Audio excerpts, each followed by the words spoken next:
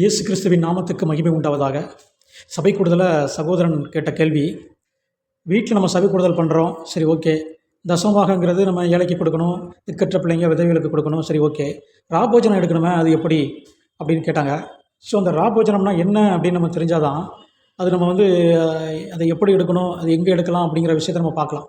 அதாவது நியாயப்பிரமாணத்தில் பஸ்கா அப்படின்னு ஒன்று உண்டு.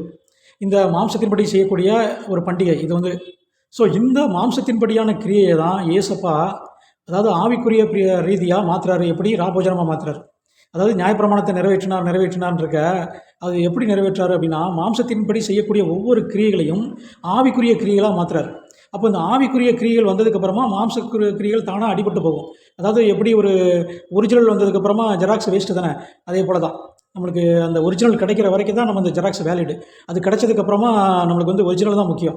அந்த ஜெராக்ஸுங்கிறது ஒரு குறிப்பிட்ட நாள் வரைக்கும் தான். அதே போல் இயேசு ராஜா அது ஒவ்வொரு கிரியையும், நியாயப்பிரமாணத்தில் செய்யக்கூடிய ஒவ்வொரு கிரியையும் ஆவிக்குரிய பிரகாரமாக அதை நிறைவேற்றின உடனே மாம்சத்துக்குரிய கிரியை தானாக அடிபட்டு போகுது. ஸோ அதை தான் நம்ம எப்படி நம்ம பார்க்க போகிறோம்.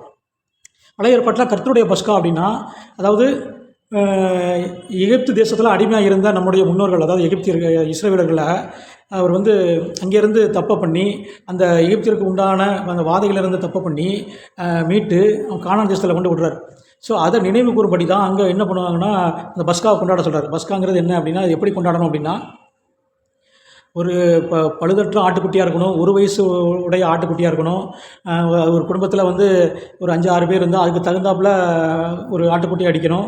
அதில் 2 பேர் தான் இருக்கிறாங்கன்னா அது பக்கத்தில் இருக்கவங்களையும் நம்ம சேர்த்துக்கலாம். மொத்தத்தில் ஒரு 5-6 பேர், ஒரு 6-7 பேர் இருக்கிற மாதிரி அந்த இலக்கத்துக்கு தகுந்தாப்பில் ஒரு ஆட்டுக்குட்டியை தேர்ந்தெடுக்கணும். ஒரு வயசு இருக்கணும், ஆணாக இருக்கணும். அப்படிப்பட்ட ஆட்டுக்குட்டியை எடுத்து 1ஆம் மாதத்தில் 10ஆம் தேதி அந்த ஆட்டுக்குட்டியை தேர்ந்தெடுக்கணும். 14ஆம் தேதி சாயங்காலம் அந்த ஆட்டுக்குட்டியை அடிக்கணும். அடித்து அதோட ரத்தத்தை நிலக்காலில் பூசிட்டு அதை எல்லாத்தையும் நெருப்பில் சுட்டு சாப்பிடணும். எதையுமே தண்ணீரில் அவிச்சோ எதுவும் சாப்பிடக்கூடாது. அதோட புளிப்பில்லாத அப்பம், கசப்பான கீரை அதையும் சேர்த்து சாப்பிடணும். அதுக்கப்புறமா அதை நம்ம புசிக்கும் போது எப்படி புசிக்கணுமா, அறையில் கச்சை கட்டிக்கிட்டு, கையில் தடியை பிடிச்சிக்கிட்டு, பாதரட்சியை தொடுத்துக்கிட்டு நம்ம அந்த கர்த்தருடைய பஸ்காவை புசிக்கணும். ஸோ இப்படி செய்யக்கூடிய ஒவ்வொன்றுக்கும் ஒரு ஆவிக்குரிய அர்த்தம் இருக்குது. அதை நம்ம பார்க்கலாம். ஸோ இப்படி இப்போ செய்யப்பட்ட அந்த கர்த்தருடைய பந்தி, அந்த கர்த்தருடைய பஸ்காங்கிறது என்ன அப்படின்னா, அதாவது மாம்சத்தின்படி பார்வோனுக்கு அடிமையாக, எகிப்து தேசத்துக்கு அடிமையாக இருந்த நம்முடைய முன்னோர்களை, இஸ்ரவேலர்களை தேவன் இந்த கானான் தேசத்துக்கு கொண்டு வந்தார் அப்படிங்கிறத நினைவு கூறும்படி அங்கே செய்யப்பட்டது. ஸோ அந்த காரியம் இங்கே ஏசப்பா எப்படி மாற்றுறாரு அப்படின்னா, அதாவது பாவத்துக்கு கீழே அடிமையாக இருக்கிற நம்மளை, அந்த பாவத்துக்கான விலையை கொடுத்து நம்மளை அதில் ஜீவனை கொடுக்குறாரு. அதை மீட்டு